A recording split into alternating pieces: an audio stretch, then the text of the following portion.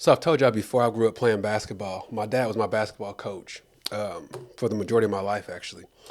One of the things that he was a stickler on was he would never allow us to complain about the refs. He would always say that it was our job to win so convincingly that the ref couldn't even touch the game. The ref couldn't even change the outcome because it was such a convincing win. So anytime we lost a close game and one of us complained, he was like, had you done your job like you were supposed to do, that ref could have even affected the game. So don't complain about it.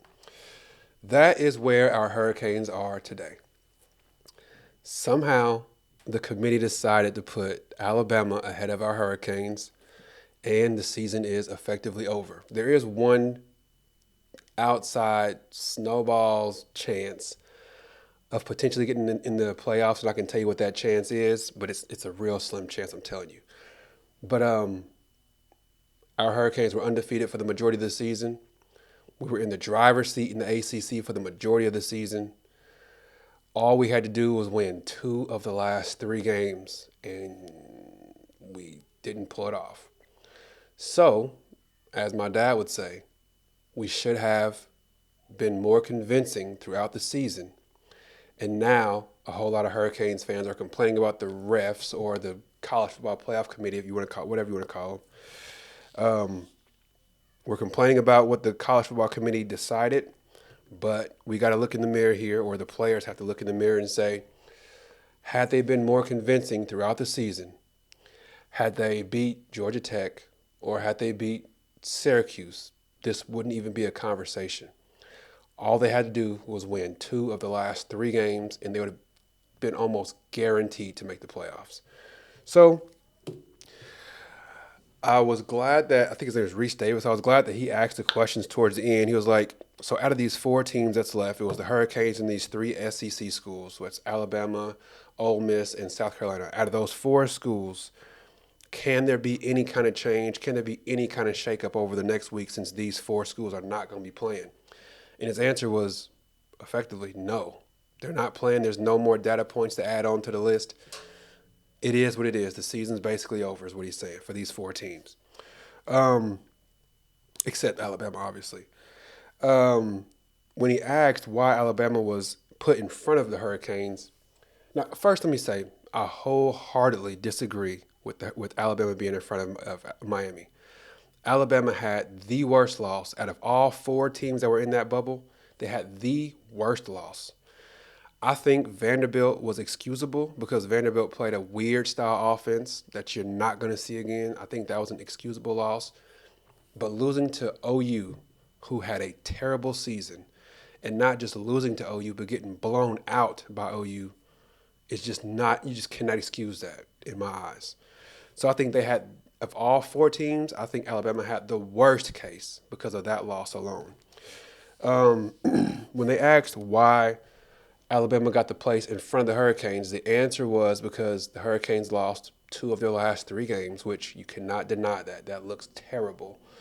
And then he also said the records against top 25 teams all season, Alabama was positive, and the Hurricanes were 0-1 because we just lost to Syracuse, and they were ranked this past time, which is crazy. It is crazy. We didn't get credit for beating one ranked team, and then at the last game, we lose to the team that would have been ranked, and it makes us 0-1 against top 25 teams. The odds of that are nuts. So yeah, that's what it ended up boiling down to. I gotta talk about, before we talk about this last chance that we got here, I want to talk about Mario Cristobal. I saw some folks saying fire Mario Cristobal, which is idiotic to me. But at the same time, I gotta say, this is bad, man. This is really bad. Like, I'm the biggest Mario Cristobal fan there is. Are we still ahead of schedule? Maybe. 10 wins is a good season. But like I explained to one of my friends in the comment section, he was saying, like, y'all got to relax, man. This is a 10-win season. What I would say to that person, what I did say to that person is, say if you hired a salesperson and you said, I need you to give me $1 million worth of sales this year. And at the end of the year, or close to the end of the year, you found out that this salesperson actually did get $1 million in sales. But you found out that last week, this same salesperson totally whiffed and screwed up an opportunity to win a contract that was worth $2 million in its own. Now, that is exactly how I feel about this season. I'm like, yeah, we had a really good season. 10 wins is great. At the beginning of the season, I was saying if we win 10 games, I'll be ecstatic. I did say that. I was like, 10 wins would be a great season for us. But once you start to progress and you start to look at how things are unfolding and you see how bad Florida State was and you see how bad some of the other ACC schools were and you see how good our offense was, it's like, this would be a perfect time to overachieve. It's almost like it was served up on a platter to overachieve. So when you don't overachieve, it almost feels like a loss. You know what I'm saying? Like, sure, that salesperson went out and got $1 million in sales for you, but since this $2 million account was put on her plate and she just totally failed at it, it's like, I have to hold you accountable for this $2 million that you lost, even though you did come through on the $1 million, right? I hope you follow what I'm saying there. But that's where I'm sitting with Mario Cristobal right now, man.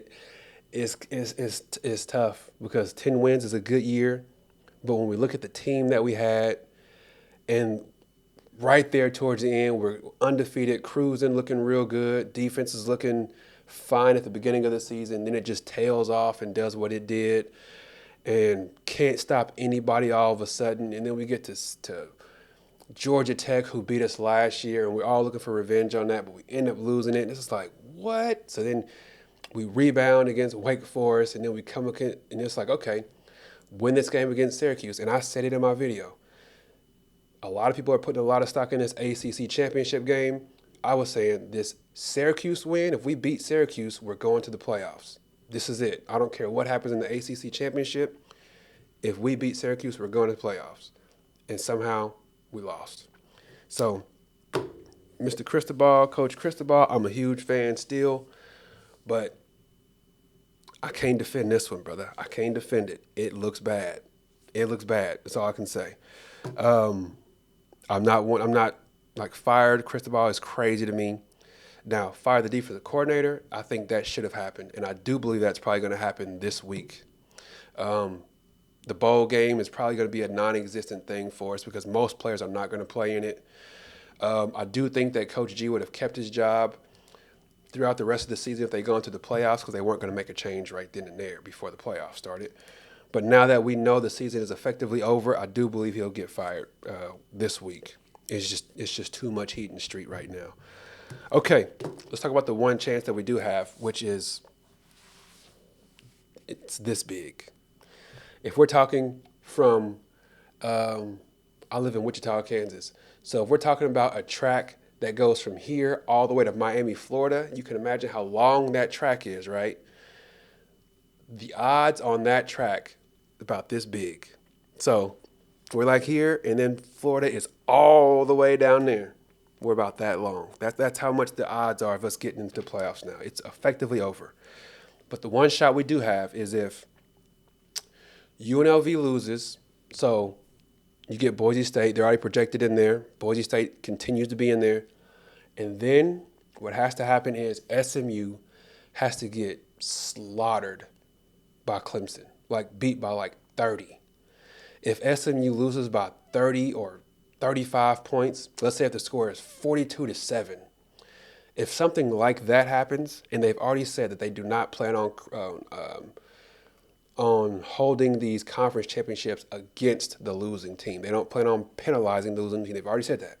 But if SMU plays against Clemson, and because there's only going to be one ACC school that goes, anyway, let's just say this. If Clemson beats SMU by like 35 points, it's possible that the committee will say SMU hasn't beaten anybody all season. They haven't played anybody all season. The only two teams that they played that was worth anything, which is not true, but the only two teams that they played that's worth anything would be Clemson and BYU. They lost to BYU. and then they got smacked by Clemson. So there's no way that they deserve to be in the playoffs. So then they would kick SMU all the way out, and that would open up a spot for a second ACC team, which would be the Hurricanes. And y'all, I'm telling you, I went up and down the rankings. I looked at this thing over and over and over. I went and looked at Coach Hayes' YouTube channel, which I thought was hilarious because he was doing a live stream. And they sitting there trying to figure out, like, how can this work? How can this work? Now, if this team loses, and I'm like, nah, y'all, it's a wrap. You know, like they never did come up with the answer, but I'm telling you the answer right now. If all of the favorites win, except SMU, SMU has to, because look, if SMU wins, they're going to go automatically, and they're not going to put a second ACC school in there. It's just over.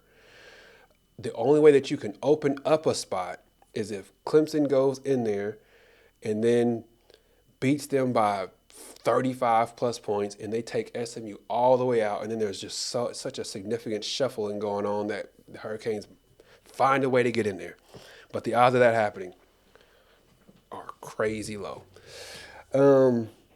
That's all that I got for you today, man. The season's basically over, I guess. So, good season, not a great season. We had an opportunity to have a wonderful season, but it is what it is. My name is Jordan Harris, your favorite host in the entire world. This is Sports Truth. Please do like the video, subscribe to the channel. You could be anywhere in the world, but you hear it, man. I truly appreciate that. So take care. God bless. Peace.